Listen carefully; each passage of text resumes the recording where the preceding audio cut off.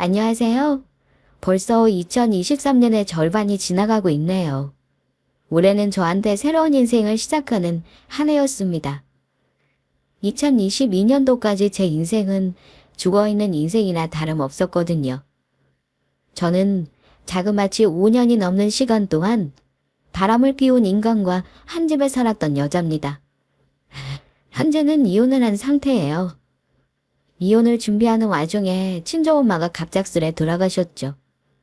남편 모르게 준비하던 이혼이었는데 그놈은 그 사실도 모른 채 저희 친정엄마의 장례를 치르는 와중에 자기 여동생 신혼집을 저희 엄마 사망보험금으로 사주려 했습니다.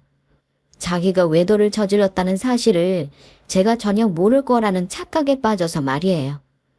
그런 인간과 한 집에서 한 이불을 덮고 살았다니. 지금도 그 사실을 떠올리면 역겨운 기운이 올라옵니다. 오늘 저는 제가 어떻게 남편의 외도를 알게 되었는지를 중점으로 말씀드리면서 제가 살아온 삶도 들려드리려고 해요. 그 솜씨가 어찌하는지는 저도 잘 모르겠다만 최선을 다해서 열심히 적어보겠습니다. 그럼 지금부터 제 인생 이야기를 시작할게요. 딸은 엄마 팔자 따라가는 거야. 요즘도 저런 말을 쓰려나요? 제가 어릴 적만 해도 저런 이야기를 많이 들었었는데 말입니다. 저와 엄마는 유독 저 말을 참 싫어했어요.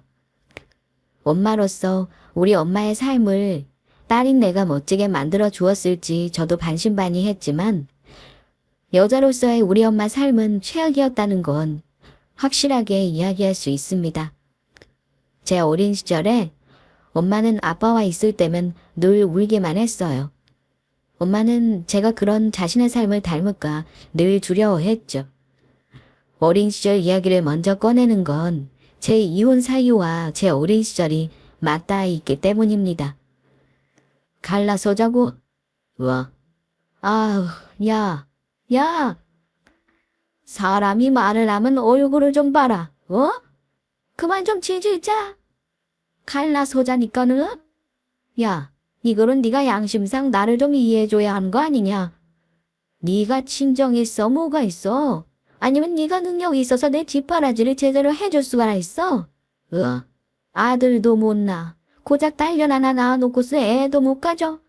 아이고, 야, 이 정도면 너 나한테 진짜 감사해야 하는 거 아니냐? 다른 놈들이었으면 너 같은 거 진작에 두들겨 패서 내쫓았어. 알아? 그러니까 우리 어머니가 너랑 나랑 결혼할 때 너한테 준 그 땅 문서 그것만 내놓고 나가. 갈라서 자고. 나가려면 그냥 당신 몸뚱아리만 챙겨서 나가. 그래, 진정도 없고 아무것도 없어서 아주 내가 축일년이다. 축일년이야.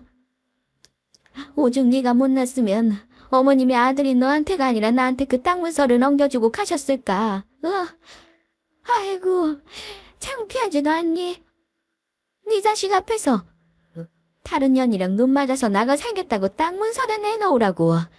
동네방네 사람들 다 들으라고 소리치는 거. 너 그거 창피하지도 않아? 하기야, 네가 창피한 걸 아는 인간이면 애초에 다른 년이랑 놀아나지도 않았겠지. 평생을, 평생을, 평생을 그렇게 이 여자 저 여자 그저 여자만 짐치에 짓눌리면서 사람을 힘들게 하더니만은 자신다운 남자는 철든다더라. 조금만 참아라. 나 어머님이 나한테 해주시는 그 말 하나만 믿고 꾹꾹 참고 살았어. 알아? 너는 인간이 아니야. 인간이 아니지. 어떻게 아비라는 인간이 이럴 수가 있어. 어떻게? 어우, 지겨워. 야, 너 내일 안으로 땅 문서 짐 마루에 내놓고 짐 싸서 애랑 나가. 알겠어? 집에 들어앉아 있기만 해봐. 내가 가만 안 둬. 제가 기억하는 어린 시절부터 아버지는 늘 여자 문제로 엄마를 속썩였습니다. 어렴풋이 나는 기억으로는 아버지가 자기와 외도를 하던 여자들을 집에 데리고 왔던 적도 몇 번 있었던 것 같아요. 작은 엄마라고 부르라면서 제게 인사를 하라고 시키기도 했었죠. 그러다 아버지가 나중에는 돈 많은 여자를 만났다면서 자기도 새 인생 살아야 하니 엄마한테 집을 떠나라고 했습니다. 저를 데리고 나가라고 말이에요. 그 와중에 할머니가 엄마한테 주었던 땅 문서는 내놓고 가라고 했었죠. 엄마는 절대 그럴 수 없다고 했습니다. 내가 왜 이 집에서 나가야 하며 땅 문서를 왜 내놓아야 하냐고 말이에요. 맞죠? 새 살림 차리고 싶으면 자기가 만났다는 그 돈 많은 상가녀 집에 가서 살면 되는 거잖아요. 제 아버지였던 사람은 어지간히 저랑 엄마를 자기 인생에서 지우고 싶었나 봅니다. 일단 저희 모녀를 내쫓고 보자는 심상이 느껴졌거든요. 그렇게 아버지가 온 집안을 다 해집어 놓고 나간 그날 새벽, 저는 숨이 막힐 듯한 더위를 느끼고 잠에서 깼습니다. 숨이 막힐 정도로 말이에요. 어렴풋이 눈을 떠보니 엄마가 저를 꼭 끌어안은 채 웅크리고 있었습니다. 집안에는 불길이 활활 치솟아 오르기 시작했죠. 아이고, 이걸 어떡해?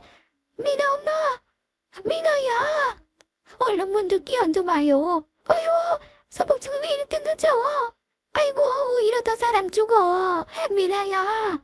미나 엄마! 아, 괜찮아, 미나야. 괜찮아. 미나야, 숨을 너무 깊게 쉬면 안 돼. 그리고 저와 엄마는 의식을 잃은 것 같았습니다. 눈을 떠보니 엄마랑 저는 병원에 있었어요. 엄마는 목덜미부터 꼬리뼈까지 크게 화상을 입었고 저는 왼쪽 손등에만 화상을 입었죠. 아버지라는 사람은 병원에 오지 않았습니다. 그대로 경찰서로 끌려갔거든요. 불을 지른 건 그 사람이었습니다. 제 아버지라는 사람이요. 저와 엄마가 그 집에서 나갈 것 같지 않아서 불을 질렀다고 했대요. 끔찍하죠? 엄마와 저는 그날 이후로 단 한 번도 아버지라는 사람에 대한 언급을 하지 않았습니다. 나중에 커서 딱 한 번 들었어요. 그 사람은 방화죄로 감옥에 갔었다고요. 그래야죠. 남도 아니고 자기 가족을 죽여들었던 사람인걸요. 그렇게 저와 엄마는 그 이름이 잔뜩 묻은 땅 문서를 가지고서 엄마와 저의 삶을 살기 시작했습니다. 여자 혼자의 몸으로 저희 엄마는 부족한 것 없이 저를 키워주셨어요. 그런데도 늘 저를 보면 미안하다는 말씀만 하셨죠. 당신이 더 꽉 끌어안았다면 얘가 손등에 화상을 입지 않았을 거라고 말입니다. 저는 괜찮았어요. 제 상처에 엄마와 제 얼굴을 그려 넣었죠. 타투로 말입니다. 하지만 상처가 아물고 저는 그 상처를 타투로 새로 덮었지만 제 마음에는 결혼이라는 것에 대한 불신이 컸어요. 그 불신까지 덮긴 어린 시절에 받은 상처가 너무 컸던 거죠. 나는 결혼할 생각 없다니까? 내가 얘기했었잖아. 왜 결혼하기 싫은 것인지. 내가 과연 다를까? 나는 그냥 지금처럼 너랑 나랑 이렇게 지내는 것도 나쁘지 않다고 생각해.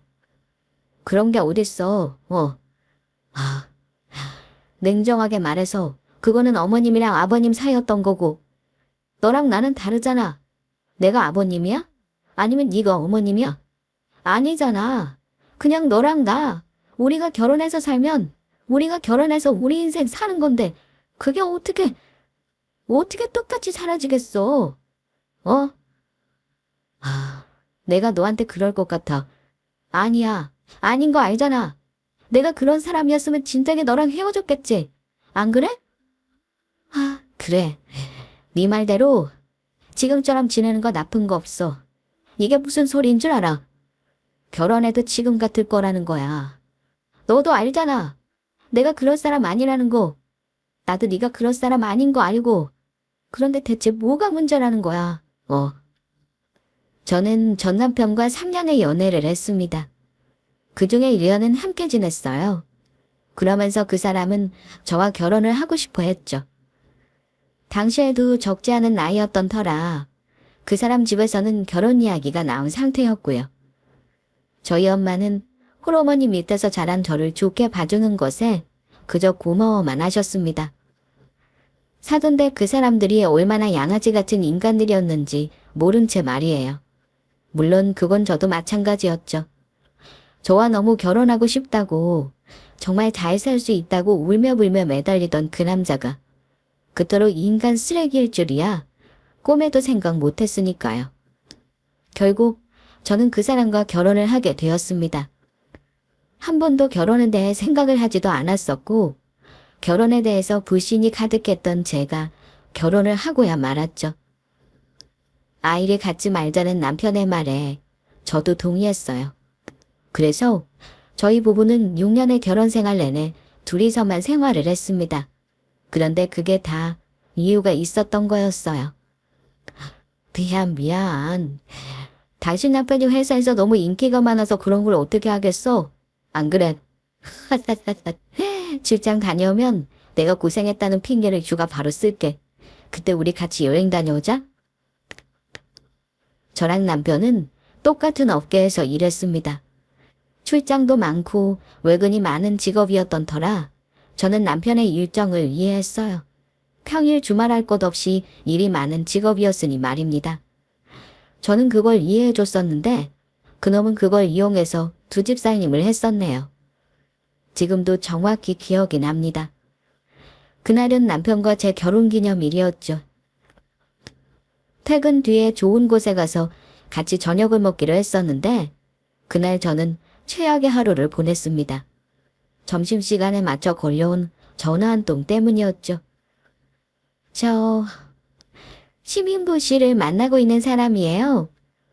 드릴 말씀이 있어서 연락드렸어요. 오늘 결혼기념일이시죠? 그거 아닌데 저도 꼭 드릴 말씀이 있어서 연락드렸어요. 점심시간이 이쯤 맞으시죠? 얼굴 뵙고 직접 말씀드려야 할 일이 있어서요. 회사 근처 카페에서 기다릴게요.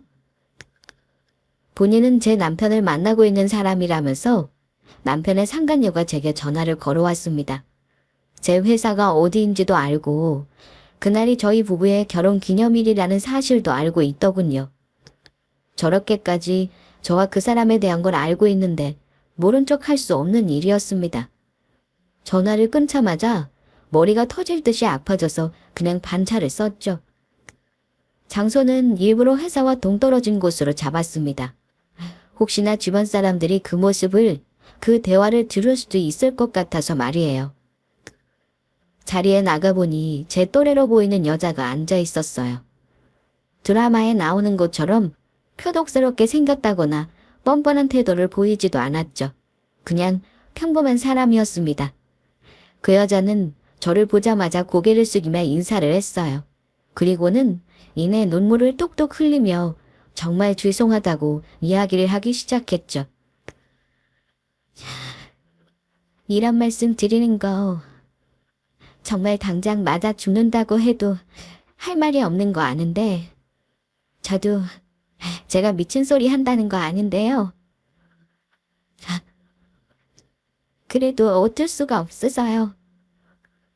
정말 죄송한데 제발 그 사람이랑 이혼 좀 해주세요. 저한테 욕하셔도 좋고 여기서 저 때리셔도 좋고 당장 제 회사에다 저 불륜 저질렀다고 얘기하셔도 괜찮거든요. 그냥 그 사람이랑 이혼만 해주시면 저 다 괜찮아요. 제가 임신을 했는데요. 그 사람도 그거 알고 있어요. 저희 만난 지도 5년이 넘었어요. 죄송해요. 저라도 안 만났어야 했는데 정말 죄송합니다.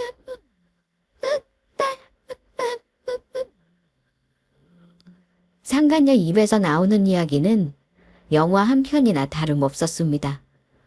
제 남편이었던 그 자식은 저와 결혼하고서 1년쯤 되었을 무렵부터 그 여자를 만나왔더라고요. 더군다나 저한테는 우리 아이를 갖지 말고 둘이서 잘 살아보자라고 했던 그 사람은 상간녀와의 사이에서는 이미 2번의 유산 그리고 또다시 임신을 반복해 왔었습니다. 그 여자 말로는 앞선 2번의 유산을 했을 때도 제 남편이라는 인간이 자기한테 권유를 해서 그랬다고 했죠. 그 사람이 지금은 이혼하기에는 당장 다시 저랑 재혼해서 뭐를 할 상황이 아니라고 했어요. 일단 아이는 나중에 둘이 재혼해서 살 때 그때 낳아도 늦지 않으니까 그렇게 하라고. 그런 일이 2번이나 있었어요. 그런데 이번에도 또 그러면 저는 진짜 못 살 것 같아요. 그렇다고 해서 그 사람 없이 살 자신도 없어서. 제가 정말 죄송합니다. 제가 정말 죽을 죄를 지었어요. 그런데 냉정히 말해서 미나 씨는 지금 아이도 없고 그리고 오늘 제가 보자고 찾아온 것 절대로 그 사람한테 말하지 말아주세요. 그냥 모른 척 이혼해 주시면 안 될까요? 그 사람 분명히 제가 미나 씨 찾아온 거 알면 저한테 헤어지자고 할 거예요. 제발요. 자, 저는 무표정한 얼굴로 제 앞에 앉아있는 상간녀 뺨을 내리쳤습니다. 그 여자는 아무런 반응도 하지 않은 채 그 자리에 그대로 눈물만 뚝뚝 흘리고 있었어요. 마음대로 해도 괜찮다고 해서 때린 거예요. 이 정도로 애한테 뭐 큰 무리는 안 갈 것 같으니까. 이 정도는 내가 하고 싶어서 했어요. 내가 이 정도는 해도 되는 거 맞죠? 가정 있는 남자 5년 넘도록 만난 여자한테 내가 이 정도도 못하면 나야말로 헛떡나서 죽을 것 같아서요. 그 사람이랑 정말 5년 만났고 뱃속에 있는 내가 그 사람 애라는 증거 있어요. 그럼 나한테 한번 보여줘봐요. 지금 이 자리에서 보여줄 수 있냐고요. 나한테 굳이 전화해서 얼굴 보고 이딴 얘기하려고 한 거면 그쪽도 어느 정도 마음먹고 나왔을 거 아니에요. 증거 있어요? 증거 있으면 보여줘봐요. 저는 상간녀한테 네가 내 남편이랑 외도를 해왔다는 증거가 있냐? 있다면 나한테 당장 보여줘봐라 라고 이야기를 했습니다. 상간녀는 순순히 자기 핸드폰을 제게 내밀더군요. 그 안에는 상간녀와 제 남편이었던 그놈이 수년간 함께 외도를 저질러 온 무수한 증거들이 담겨 있었습니다. 상간녀가 이번에 임신했을 때 그 사람과 나눈 카톡 내용도 보란 듯이 있었고요. 그걸 보는데 헛웃음이 났습니다. 엄마한테는 너무 미안했지만 역시나라는 생각이 들었어요. 역시나 딸은 엄마 인생 담는 거구나. 엄마한테는 정말 너무나 미안했지만 그 생각이 바로 떠올랐습니다. 더 비참해지고 싶지 않았어요. 저는 상간녀에게 모든 증거를 나한테 다 넘겨라라고 이야기를 했습니다. 그 여자는 순순히 제게 모든 증거 자료를 넘기더군요. 그런 인간이 뭐가 좋다고. 나한테 와서 이렇게까지 빌게까지 해요. 애한테 미안하지도 않아요. 애 생각해서라도 인생 제대로 살아요. 그쪽 말대로 그 자식한테 오늘 그쪽이랑 나랑 만난 거 얘기 안 할 거예요. 그러니까 그쪽도 오늘 나랑 만난 거 그 자식한테 말하지 말아요. 말하는 순간 나는 이혼 그대로 하는 대신에 그쪽도 상간녀로 고소할 거예요. 알겠어요? 감사합니다. 감사합니다. 감사합니다. 당신 내 좋으라고 이혼하는 거 아니니까 감사하다는 소리 하지 말아요. 나 그 인간이랑 이혼하면서 그 인간 개털 만들어서 내쫓을 거예요. 그렇게 좋아 죽겠는 사람이면 그쪽이 다 알아서 하겠죠? 감사합니다. 세상이요. 참 눈물겨운 사랑 아닌가요? 저 모습 보는데 나는 과연 저 정도로 그 인간을 사랑하는가? 스스로한테 의구심이 들었습니다. 그 인간이 바람을 피웠다는 사실을 알기 전까지는 저도 저 정도로 사랑은 했던 것 같았지만 외도를 저지른 사실을 안 이상 저는 또 그 사람을 사랑하지 않았습니다. 내가 어떤 어린 시절을 보내왔고 뭘 겪었는지 다 아는 사람이 나를 두고 외도를 저질렀다면 이 관계는 끝내는 게 맞는 거니까요. 하지만 그렇다고 해도 저는 상간녀를 믿을 수가 없었어요. 임신한 몸이니 내가 데려다 주겠다고 하면서 저는 그 여자가 사는 집을 알아냈습니다. 그리고 매주 주말마다 저는 그 집 근처에서 잠복 근무했어요. 얼마 안 가 눈으로 직접 보게 되었죠. 남편이라는 인간이 상간녀와 다정하게 그 집을 드나드는 걸 말입니다. 최종적으로 그 장면을 촬영하면서 저는 이혼에 필요한 증거를 확보했어요. 이제 그 다음 문제는 친정엄마한테 이혼하려 한다는 사실을 알리는 게 문제였죠. 어떻게 이야기해야 엄마가 자기 탓을 안 하게 말씀드릴 수 있을까? 이혼을 하는 건 아무렇지 않았는데 엄마한테 이혼 사실을 알려야 한다는 것이 죽기보다도 싫은 숙제였습니다. 그렇게 몇 날 며칠을 혼자서 마음고생을 하고 있다가 이제는 이야기해야겠다 마음 먹고 핸드폰을 드는데 때마침 엄마한테서 전화가 걸려왔어요. 저는 심호흡을 하고 나서야 전화를 받을 수 있었죠. 여보세요? 엄마, 저기 있잖아. 이호태님 따님 되시죠? 지금 어머님이 교통사고로 병원에 계십니다. 상황이 좋지 않아서 최대한 빨리 와주세요. 엄마한테서 걸려온 전화.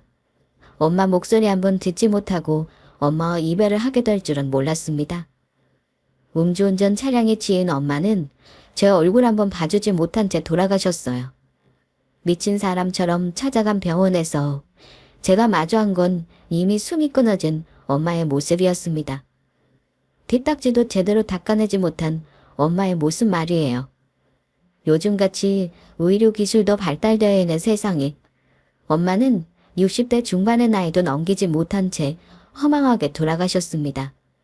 음주운전 차량에 말이에요. 그래서 저는 더욱더 음주운전 관련 사고를 혐오하고 싫어하게 되었습니다. 그런 인간들 그냥 죽을 거면 자기네들 혼자 죽었으면 좋겠어요. 그렇게 엄마를 갑자기 떠나보내게 되면서 이혼은 잠시 뒤로 미룰 수밖에 없게 되었죠. 어떻게 장례를 치른 것인지 내가 무슨 일을 겪었던 건지 저는 체감도 할 수가 없었습니다. 집에 돌아오고 냉장고 안에 있는 엄마가 해준 반찬을 보고 나서야 깨달았어요. 반찬통을 끌어안은 채 미친 듯이 울기만 했습니다. 지금도 엄마가 해주셨던 반찬이 냉동실에 있어요. 엄마가 너무 보고 싶어서 죽을 것 같을 때 그때 한 번씩 그 반찬통을 꺼내봅니다. 그렇게 정신없는 하루를 보내고 있는 제게 어느 날 신호가 연락이 왔습니다. 친정엄마 장례를 치른 지 2주 정도 지났을 때였죠. 언니 몸은 좀 괜찮아요? 언니도 힘든데 상황도 그런데 집까지 해주고 고마워요 언니. 언니 덕분에 결혼할 수 있을 것 같아요. 시댁에서 내가 집 했다고 하니까 태도부터 다 달라지는 거 있죠? 고마워요 언니. 그게 무슨 말이에요 아가씨? 아가씨 집을 해줬다고요? 언니가 이번에 나 신혼집 하라고 아파트 계약해줬다고 오빠가 그러던데요? 사돈어른 돌아가시면서 유산이랑 보험금 그거 나오는데 언니가 그걸로 저 신혼집 해주라고 했다고. 하나밖에 없는 신우인데 이런 데 쓰는 거면 돌아가신 사돈어른도 좋아하실 거라고 그러면서 언니가 계약하라고 했다고 했는데. 이 미친놈이 저희 친정엄마가 돌아가신 와중에 자기 여동생 결혼하게 하려고 덜컥 집을 계약하겠다고 했다는 겁니다. 저희 엄마가 돌아가시면서 나오는 사망보험금과 엄마가 남겨놓으신 유산을 가지고서 자기 혼자 머리를 굴린 거였죠. 떡줄놈은 생각도 하지 않고 있는데 자기 혼자 푹 치고 장구치고를 다 한 것이었습니다. 나는 무슨 소리인가 했어요. 제가 요즘 정신이 좀 없어서. 아가씨, 그게 정확히 얼마짜리였죠? 제가 엄마 일 때문에 뭐가 어떻게 지나갔는지 기억을 잘 못해서. 그때 오빠가 알아본 거죠? 집이랑 이런 거 다 금액 맞춰서. 네. 언니, 나 깜짝 놀랐잖아요. 오빠 혼자서 설레발 친 줄 알고. 그때 오빠가 대충 이것저것 계산해보니까, 아니, 대충이 아니라, 사돈어른께서 이전에 사망보험 말씀해 주셨던 적 있다고 그거 기억해서 보험금 대략적으로 잡고, 그 다음에는 사돈어른 갖고 계신 땅이랑 집 이런 거 시세 확인해서 오빠가 계산했거든요. 그리고 저한테 금액 말해줘서 제가 집 알아본 거예요. 최대한 마음을 차분하게 가라앉힌 뒤 신우이에게 차근차근 물어보았습니다. 내가 그 계약금을 준 것처럼 말이에요. 그러면서 핸드폰 통화 내용을 동시에 녹음하기 시작했죠. 신우이가 이야기하는 내용을 듣는데 아주 가관이더라고요. 그 자식은 저희 엄마의 사망 소식을 들은 그날부터 장례 기간 내내 저희 엄마 앞으로 나오는 사망보험금과 유산을 머릿속으로 대략적인 계산을 끝낸 것이었죠. 그리고는 그 금액대로 하여 잔금을 치를 수 있는 정도의 괜찮은 위치의 아파트를 보라고 신우한테 이야기했던 것입니다. 계약금 정도야 자기가 가진 돈으로 할 수 있으니 꼴을 자기 여동생 결혼시킨다고 계약금도 자기 돈으로 내놨다네요. 잔금은 저희 친정엄마 보험금과 유산으로 치를 생각하고서 말입니다. 그냥 사람이 아닌 거죠. 어떻게 그런 일을 겪는 저를 뻔히 봐놓고 그 돈으로 자기 여동생 집을 해줄 생각을 할 수가 있었던 걸까요? 아무리 돈이 좋다고 해도 길 가다 마주친 남도 아니고 연애 시절을 포함하면 10여 년 가까이 장모님 해가면서 우리 엄마를 봐놓고는 어떻게 엄마의 죽음을 두고서 자기는 식구들 이익 챙기기에 급했던 건지, 나는 이런 인간과 대체 뭘 하면서 살아온 건가. 나중에 가서는 내가 나를 질책하고 있더라고요. 이건 아니다 싶었죠. 왜 피해를 입은 사람이 자신을 힘들게 해야 하나요? 잘못을 저지른 사람은 따로 있는데 말입니다. 이게 뭐야? 이게 뭐냐니까? 야, 미나야, 이게 뭐냐고 지금? 무슨 갑자기 뜬금없이 이혼이? 뭐야 지금? 사람이 모르면 무슨 말이라도 좀 해줘야지. 뭔데? 내가 너한테 뭐 잘못했어? 이게 뭐냐니까? 넌 없어. 이혼 사유잖아. 이혼하자고. 아니, 그러니까. 왜 갑자기 이혼이냐고. 내가 너한테 뭐 잘못한 게 있으면 있다고 얘기를 좀 해주던가. 아니면 나한테 뭐 서운한 게 있으면 서운하다고 말을 하면 될 거 아니야. 우리가 무슨 어린애들이야. 이혼이 무슨 장난인 줄 알아? 아, 뭔데? 아, 뭐 때문에 그러는 건데? 아, 야, 여보. 나 장모님 장례 기간 내내 당신이랑 같이 고생고생 해가면서 오는 조문객마다 다 인사드리고 챙겨드리고, 내가 당신한테 최근에 뭐를 그렇게 잘못했는데? 그 인간은 제가 내민 이혼 서류가 말도 안 된다면서 펄쩍펄쩍 뛰었습니다. 자기가 잘못한 게 없는데, 아무리 생각해도 잘못한 게 없는데, 자기가 왜 이혼을 해야 하냐면서 말이에요. 자기는 남편으로서 사위로서 부족한 것 없이 행동했는데 왜 이혼을 해야 하는지 모르겠다고 했습니다. 뻔뻔하죠? 그냥 사람이 아닌 거죠. 사람이라면 자기가 한 짓이 있는데 저렇게까지 당당하게 이야기할 수는 없을 테니 말입니다. 저는 아무 말 없이 제가 신우이와 나눈 통화 내용을 재생시켰어요. 신우이와 제가 나누는 대화 내용이 한 문장 한 문장 들려 나올 때마다 그 자식의 얼굴 역시 한 단계 한 단계 어두워지기 시작했죠. 네가 뭘 잘못했는지 모르겠다길래. 이것만 있는 줄 알아. 너 조금 있으면 애 아빠 된다면서? 애 둘까지 감당하기 힘들어서 나한테는 애 낳지 말자고 한 거야. 이거 너도 봤어. 아, 봤겠네. 그 여자가 나한테 이거 보여주더라. 너랑 사이에서 세 번째 생긴 아이라고. 그런데 이번에는 무조건 아이 낳고 싶은데 네가 애 또 지우라고 할 것 같다고. 그러지 말고 그냥 너랑 이혼해주면 안 되냐고. 여기 이것도 보여. 이거는 여기도 있네. 뭘 그렇게 빤히 봐. 그렇게 보면 여기 찍힌 사람이 네가 아닌 게 되겠어. 미나야. 이게 내가 실수한 거야. 내가 작년에 잠깐 만났는데, 그래, 작년에 잠깐 만난 것도 결혼한 사람이 다른 여자를 만난다는 자체가 잘못된 것 내가 알아. 내가 정말 잘못했어. 그리고 이 여자 이거 지금 쇼하는 거야. 내가 무슨 애를... 끝까지 거짓말 안 해. 장냥. 그 여자가 나한테 보여준 것만 해도 너 나랑 결혼하고 1년 좀 지나서부터 계속 이 여자 만났던데. 실수는 순간 저지르고서 다신 안 하려고 하는 게 실수인 거고. 나 몰래 이 여자랑 연락하고 나 모르게 이 여자 만나고 이런 게 너는 실수라고 생각하는 거야. 너는 내가 바본 줄 알아. 그래. 네가 다른 여자 만나서 애를 낳든 말든 그거 난 신경 안 써 이제.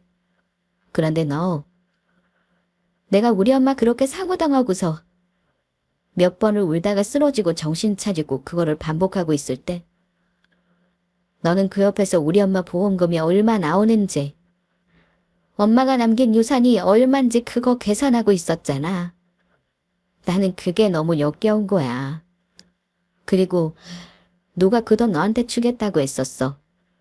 내가 너한테 그랬니? 왜 내가 이야기하지도 않은 걸 너 혼자서 난리를 쳤어? 나 네 여동생 결혼하는데 돈 쓰고 싶지 않아. 내가 왜? 네 여동생 결혼시키고 싶으면 네가 너 돈으로 알아서 해. 왜 네 여동생 결혼하는 걸 우리 엄마 돌아가시면서 나오는 돈으로 하는 건데. 이미 증거를 내밀었는데도 그 자식은 그 와중에 또 거짓말을 하려 들었습니다. 상건녀를 통해서 그리고 증거를 통해서 제가 알게 된 건 여러분께 앞서 말씀드렸듯이 저와 결혼하고 1년 조금 지났을 무렵부터 시작한 그놈의 외도. 자그마치 5년이 넘도록 이어온 그 외도를 1년밖에 안 된 외도로 포장을 하려 하더라고요.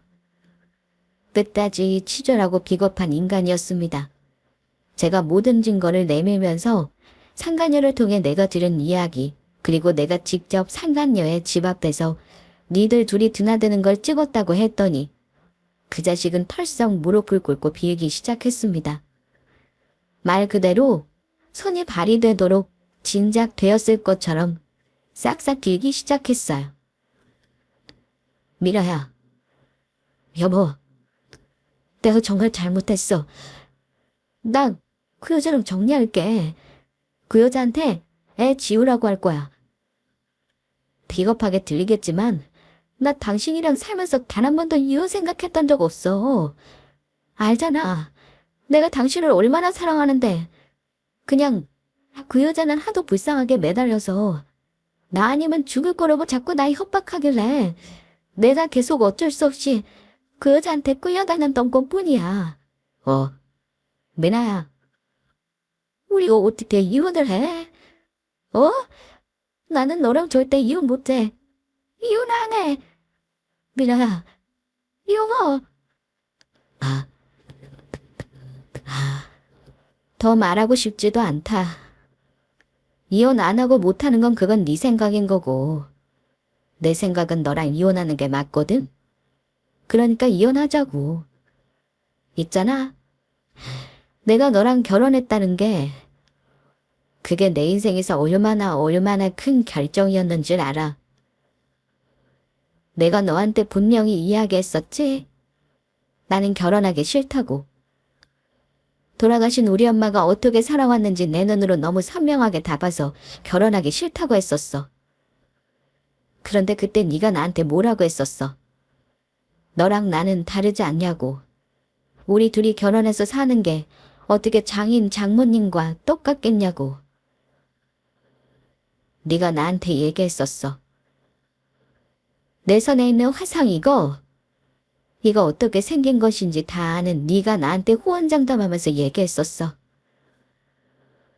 그런데 지금 봐봐라. 이 꼴이 뭔지. 고맙다. 고마워. 당신이 나한테 아주 제대로 인지를 시켜줬네. 딸은 엄마 팔자 따라간다고 제대로 인지를 시켜줬어.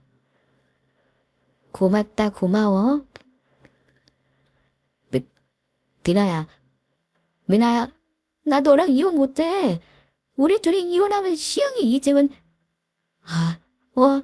시영이 신혼집은 어떻게 하라고. 우리 시영이가 너 친언니처럼 잘 따랐던 거 그거 네가 더 잘 알잖아.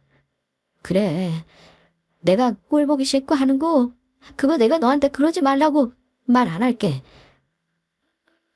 그런데 너랑 나랑 이렇게 이혼해버리면 우리 시영이 신혼집 날아가는 건 물론이고 나 계약금도 날려. 그리고 너도 알잖아. 시영이 결혼하려고 하는 그 자식 집에서 우리 집 얼마나 무시했는지. 너도 시영이가 결혼해서 무시당한 거 싫을 거 아니야. 안 그래?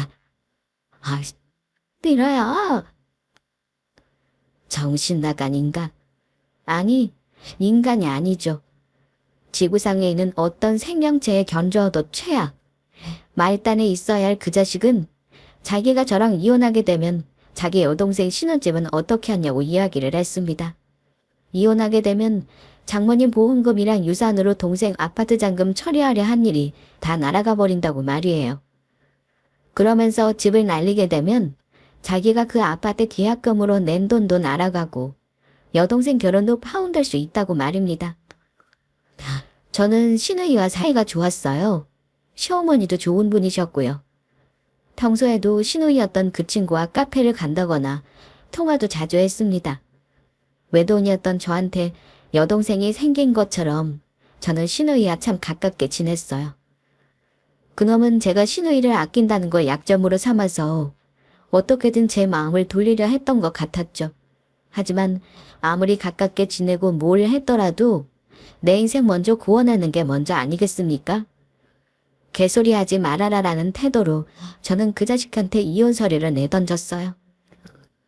막말로 신혼집 마련 못해왔다고 파혼하자고 하는 집이면 그 결혼 안 하는 게 맞는 거야. 너는 오빠라는 놈이 네 여동생한테 어떤 게 좋은 것인지 모르겠니? 됐고, 네 계약금 날리는 거 그거 나랑 상관없는 일이야. 어쨌든 나는 너랑 이혼할 거고 오늘 네가 여기서 합의 이혼 도장 안 찍는다고 버티면 나는 너랑 이혼 소송이라도 할 거야. 그럼 네가 잃은 것만 더 많아지는 거 알지? 그러니까 그냥 이혼해. 나 있잖아. 너랑 더 얼굴 쳐다보고 얘기하고 싶지도 않고 너랑 말 섞고 싶지도 않아. 이혼 안 해. 나 절대 못해. 내가 그 여자 계속 만나겠다고 하는 거 아니잖아. 그 여자를 정리하겠다니까? 지금 당장 정리할게. 지금 당장 정리한다고. 나 애 같은 거 관심도 없고 낳아서 키우고 싶지도 않아. 그거 당신도 알잖아. 미나야, 내가 너한테 잘못한 거 없다는 거 아니야. 나도 내가 바람 피우고 잘못한 거 인정할게. 인정한다고. 그런데 이혼은 못해. 안 해. 나 솔직히 말해서 너랑 이혼하기도 싫고 시영이 신혼집도 마련해주고 싶고 계약금 날리는 것도 싫어. 내가 정말 잘한다고. 내가 잘할게. 말이 안 통하는 상황이었습니다. 아예 제 말을 듣지를 않았어요. 그래서 저는 시어머니, 시누이, 상간녀한테 다 전화해서 이 모든 상황을 알렸습니다. 상간녀는 당장 오겠다면서 오열을 해댔고 시어머니는 쓰러지기 일보 직전이 되셔서는 시누이한테 부축을 받아 병원을 가셨죠. 그놈은 제가 그렇게까지 할 줄 몰랐었나 봅니다. 제가 그렇게까지 하고 나서야 사색이 되어서는 버럭 화를 냈죠. 어떻게 이렇게까지 할 수 있냐고 말입니다. 솔직히 그건 제가 하고 싶은 말이었죠. 자기가 저한테 어떻게 그럴 수 있었냐고 제가 묻고 싶은 말이었어요. 말 그대로 밑바닥까지 보았습니다. 그 자식과 저 서로 밑바닥까지 본 거죠. 아무래도 말이 통하지 않을 것 같길래 저는 제 친구들에게 와달라고 했어요. 동네에 친구들 몇 명이 살고 있었거든요. 친구 중에는 체육관을 운영하는 남자인 친구도 있었고요. 그 자식은 결국 제 친구들 손에 이끌려 집에서 끌려나갔습니다. 캐리어 2억 개에 담긴 자기 짐과 함께 말이에요. 합의 이혼도 싫다 하니 저는 이혼 소송을 진행했습니다. 유책 배우자인 그 자식한테 위자료 청구를 하였고 상간녀에게도 소송을 걸었죠. 원래 상간녀 소송까지 할 계획은 없었는데 끼리끼리 만나는 게 맞았나 봐요. 아니, 위자료를 달라고 하면 어떡해요. 미나씨, 저 미나씨 그렇게 안 봤는데 새놈이 어쩜 그래요? 저 임신했다는 것도 알고 있으면서 앞으로 애 태어나면 들어갈 돈이 얼마나 많은데 그 사람한테 위자료까지 청구하는 게 어딨어요? 전화기 이리 줘봐. 야, 너 진짜로 나한테 위자료 청구했더라. 나 너한테 그 위자료 못 줘. 알아. 나 너 때문에 시영이 아파트 계약금까지 날렸고 시영이 이제 결혼해서도 너라는 여자 하나 때문에 걔 평생 자기 시부모한테 눈치밥 먹고 살게 생겼어. 알아. 둘이 아주 똑같죠? 그렇게 눈물콧물 짜면서 저한테 제발 이혼해달라고 하던 상간녀는 태도를 바꿔먹었어요. 왜 위자료를 청구했냐? 우리가 애 키울 때 돈이 얼마나 많이 드는데 라며 자기네들 애 낳고 키워야 하니 당장 위자료 청구를 취소하라고 연락을 해왔습니다. 남편이었던 그놈은 제가 이혼을 하자고 해서 장모님 유산이랑 보험금으로 치러야 했던 아파트 잔금 못 내서 여동생 집도 날리고 자기는 그 아파트에 걸었던 계약금까지 날렸다면서 제게 징징거리더군요. 참, 사람 아니죠? 유유상종. 둘이 잘 만난 것 같았습니다. 저는 제가 계획했던 대로 위자료 청구 상간녀 소송 그대로 진행했습니다. 이혼을 진행하면서 신우이한테 전화가 걸려왔었어요. 고생 많았다고. 오빠 때문에 상처받게 해서 미안하다라며 전화를 해왔죠. 그러면서 알게 된 사실인데 그 자식이 계약금 100만 원 걸어두고서 그 난리를 친 거라네요. 사실 500만 원은 걸었어야 했는데 그것도 사정사정해서 100만 원만 걸었답니다. 직거래를 했던 모양인데 잔금 일정 미루는 것도 하루 이틀이고 결국은 계약금 날리고 계약이 해지된 거였어요. 끝까지 치사한 인간이죠? 그렇게 저는 작년까지 치열한 삶을 살아왔습니다. 제가 왜 2023년이 새로 맞이한 인생 같다고 말씀드렸는지 이제 이해가 가시려나요? 현재 저는 살던 지역에서 벗어나 새로운 곳에 정착했습니다. 해외로 말이에요. 타이밍 좋게 회사에서 해외 지사 발령이 있어서 제가 지원했습니다. 훌훌 털고 가벼운 마음으로 살아가고 싶어서 말이에요. 제 이야기는 여기까지입니다. 제가 그동안 겪어온 일 참 정신없죠. 지난날이 똥차가 들끓었다면 앞으로 펼쳐질 제 앞날은 뻥뻥 뚫린 고속도로가 펼쳐지겠죠? 그럼 여러분들 인생에도 고속도로같이 뻥뻥 뚫린 길이 펼쳐지길 바라며 저는 이만 글을 마칩니다. 긴 이야기 들어주셔서 감사합니다.